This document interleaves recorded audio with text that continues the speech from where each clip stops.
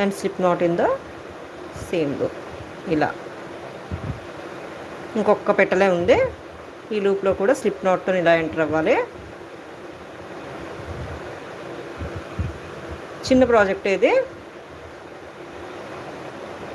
1 2 3 first triple crochet కింద count అవుతుంది. మళ్ళీ second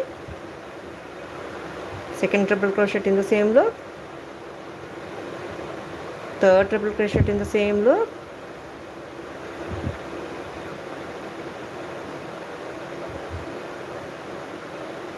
fourth triple crochet in the same loop,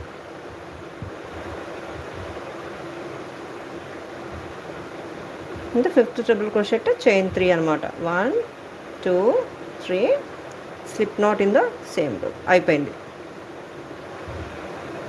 ఇంకొకసారి ఇలాగా వేసి కావాల్సినంత థ్రెడ్ ఇలా తీసుకొని స్టిచ్ చేయడానికి ఉంటారు కదా, స్టిచ్ చేయడానికి స్టిచ్ అయినా చేయొచ్చు, గమ్తో పెట్టి అంటించేయచ్చు.